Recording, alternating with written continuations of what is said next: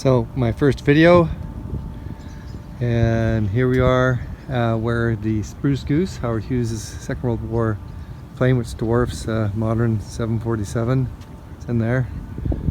And yeah, we're very close to Amity, Oregon, and Sheridan, where Tectonics tuning is, and where Josh Arnold is in Amity.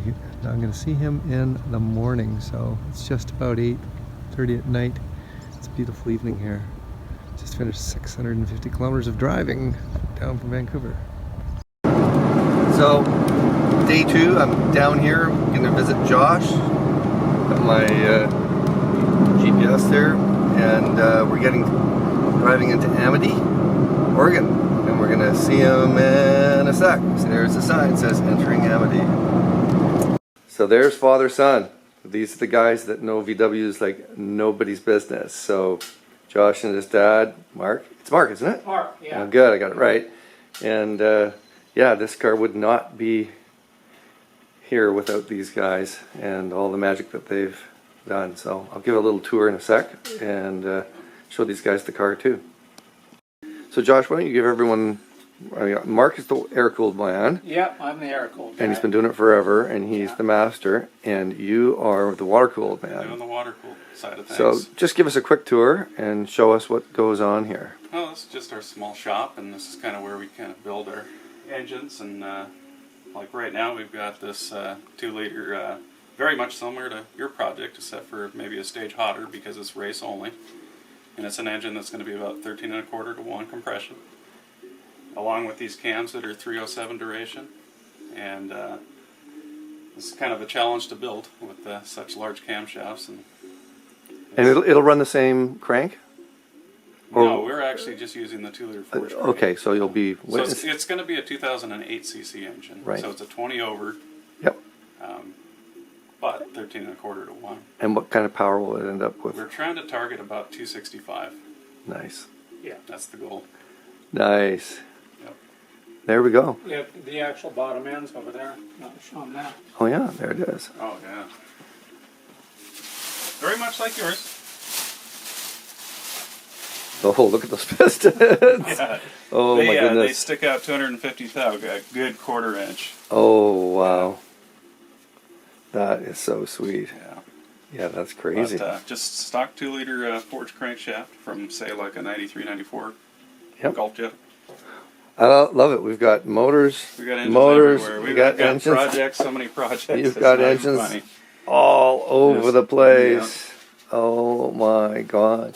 So over here, we've still got more stuff over here too, right? Yep. So you've got... That's the junk room. That's where you can do some machining, and I want to have a mill like yours over there. I've got my tiny little baby one, and it sucks. It's just moves around on me. It's not super stable, and I always dreamed about something real like that. But not enough time in the days, that's for sure. Well, that's all right. But the thing is, you've got a yard full of spares. You got all kinds of vintage parts, right? Which is the hard thing. That's what I liked about German Transaxle as well, is that they just have so much stuff. Inventory. It's full. Yep. Yeah. It's great to have both of you guys in Oregon. Between the two of you, you've got the whole VW thing covered, right? Yeah, we've worked hand in hand with them over the years. Yeah, isn't that fantastic? It's great. Well, thank you. Let's go. I'm doing 4 air-cooled engine builds right at the moment. One of them is actually a 2074 cc motor. Nice. And I've got a couple of 1915s I'm building. So, what's the biggest displacement you can get on an air-cooled VW? well, 2386 is really the biggest semi-reliable engine. Okay. So, And what would you recommend for my project? 2110. Okay. That's 82 by 90.5. That's the motor that's the most reliable, that makes the most torque and the most power. And reliable. And you'd run carburetors, you wouldn't go injection? Either way works well. I mean, injection is good if you've got the budget for it. He's more technical, so It's more technical, the CB, which you're good at. So, Yep. Yeah. yeah. Okay. And I like the early bugs myself, 65 and earlier. Yeah. A lot of people like the 67. I was born in '61, so I was really hoping to dial into a '61 actually. They're out there. You got Yeah, to look. if you find one, you let me know, because Yeah. that's exactly what I'm looking All right. for, right? Okay. Keep our eyes open for that. Yeah. Wow, that's fantastic. Yeah. Thank you. That is Tectonics tuning. So we're just coming around. There's Colin. Randy. Everybody's here. This is all good. This is Tectonics. This is like Mecca. This is where we go for all important things. And got my GTI up on the hoist. Just they're nice enough to give it a quick once over, look at it, see if there's anything going on after my first long drive of the GTI. And I haven't had it up this high before. This is kind of good. And we got one thing, this right here, this emergency brake bracket's just a little stiff, so it was holding the brake on a little bit. So I'm gonna put some penetrant on that. And the exhaust is noisy, but it's these slip fittings that leak a little bit, especially when the exhaust system's a little bit older. So when I get back to Vancouver, what I'll probably do is put some high temperature silicone sealant on the pipes and then slip the collectors back on again. Just take this off, put it back on, and I already did that up above with the headers at the top. So no leaks. There's no oil dripping anywhere. It's awesome. Yeah, so here we are right where this exhaust system was fabricated. So pretty amazing stuff.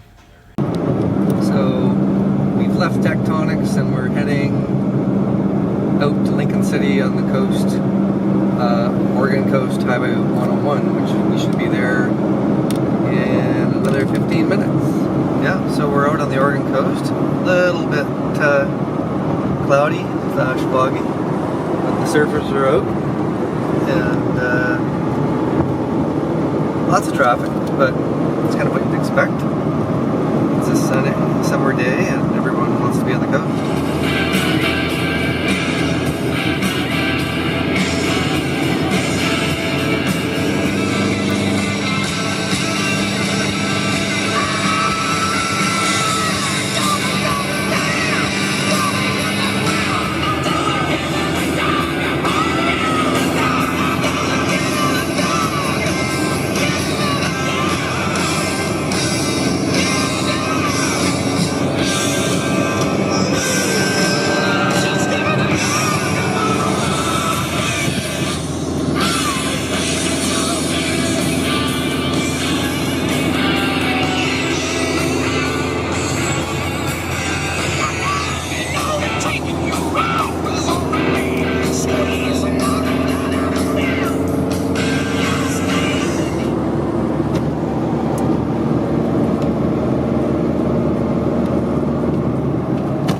Coming down a long hill.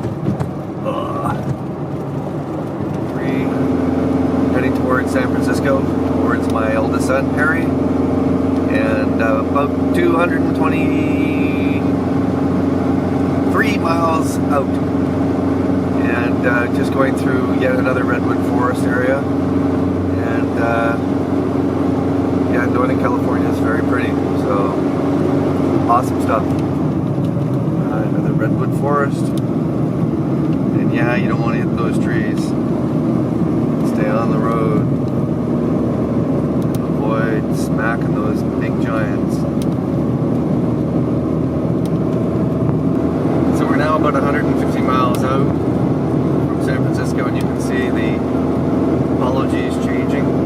Looks more like Napa and Sonoma, and temperatures climbing right now, part of the Sonoma region, and there's vines growing, so it's good stuff. We're just coming up to the Golden Gate Bridge, so busy day with tourists as usual. Not that pretty today, but it is what it is. Hey. Sonoma and the upper. See, look how twisty they are, right?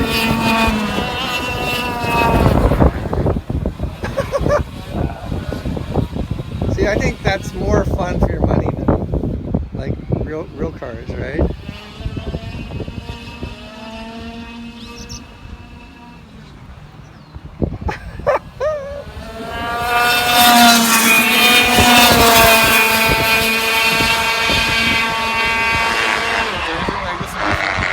Come on, you want to do this, don't you? Yeah, of course.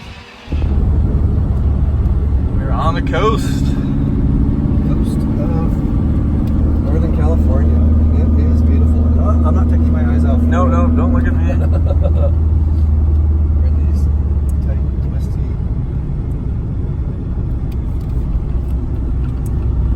Oh yeah.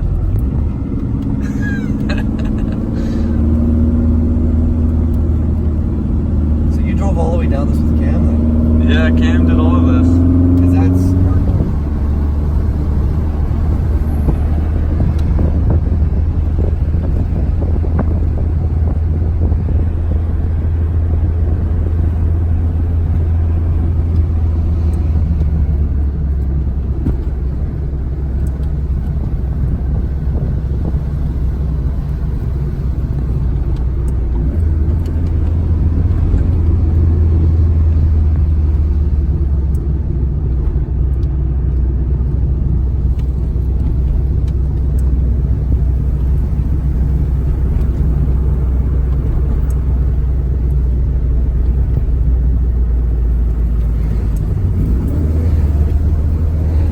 Oh no, we're that sucks.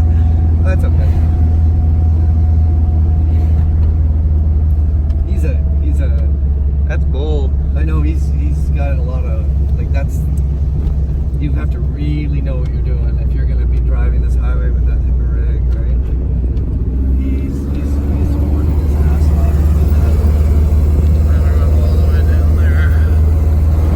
So I'm in the Central Valley, north of Sacramento, just getting towards Klamath Falls, Oregon, for probably just around 11:30 tonight if I have a stop or a bit of a break from driving. So I visited a bunch of people, and so I'm very grateful for my time with my son and with Tim Limrod and Derek Hoffman, and you know, it's nice to have the GTI community. So we'll just see whether or not it gets too hot up in Redding. Right now it's 35 degrees Celsius, so I'm running my air conditioning. Tons of bugs. So at some point, up here, very close to Redding, California right now, at some point I'll pull over and put a bit more gas in the tank as I head off to I-97 and clean all the bugs off, because as the sun is now set, the bugs are going away, so hopefully I won't have too much more of that stuff. At Mount Shasta, and there's a lot of fast sweepers, super smooth road. It's super nice having my LED headlights and being able to bomb along. So I'm doing about 75, 80 miles an hour. Maybe a little fast for the dark, but it's fun, right? Because of the you're just zooming around the corners. The road's straightened out here. Of course, as soon as I grab the camera, it's yeah. So we're now on I-97, and right now I'm able to just bomb along here super fast in the dark. So no traffic at this time of night. It's almost midnight. Working our way towards Crater Lake on day 5 here, and it's up in the hills somewhere up there. Here at the crater. It's magical. It's very cool. Absolutely beautiful.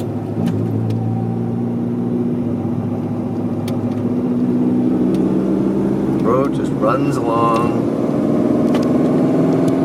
the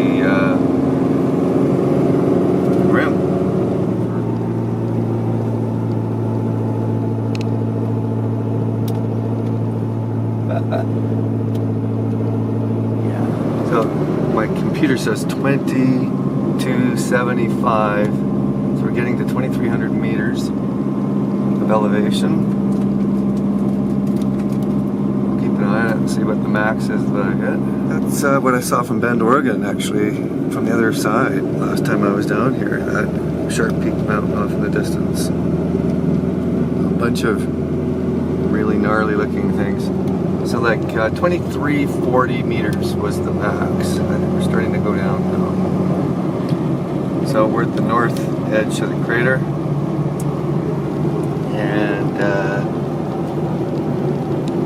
so there's a look back in the other direction. And beautiful big bluff right there. Good thing I didn't go in from the north rim. Looking back, it's a huge line to the gate to buy your pass. So the area between Bend, Oregon, and the Washington State border on I-97 is more rugged and rolling hills. Still volcanic in nature, I think, but sort of older, softer, more sort of ranch lands than you know, farming. So we're up in this plateau area that's just wide and flat, and we're further and further away from the coastal Cascade mountain range. So it's pretty awesome. It's almost like the prairies, but clearly if you look out that way, you can see the coastal range. You know, it kind of does undulate, and there are hills, but it's pretty flat. Oh, there's a huge wind farm that goes all the way across the skyline. Northern Oregon. So descending down into the Columbia River Valley. And then we'll cross the river. So there's wineries down there. And yeah, it's beautiful.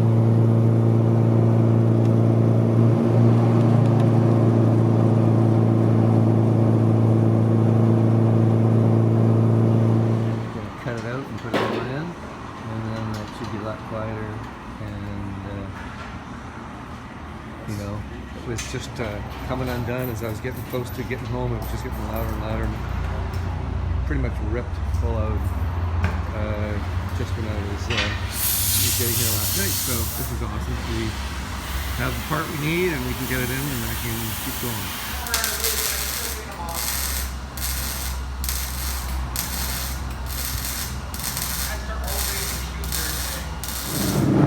Well, I passed through just I'm going through the northern Cascades now, and I'm on I-90 heading towards Bellevue in Seattle. I was going to go further north, but I had to get my muffler flex pipe cut out and replaced, and Yakama, because it was starting to tear apart. It lasted 8,000 kilometers and a bunch of hard use racing and stuff, so probably I shouldn't complain. There's another one in there now, and the whole thing's a lot quieter, so it's nice having it, because the other one was definitely leaking. This is Snohomish Pass, so we'll get through here, a little bit of precipitation, and then descend down into the Seattle area. Yeah, yep, so we're pulling into Bellevue, Seattle area here. We start heading north on 405, which merges in with I-5, and then takes me back to Vancouver.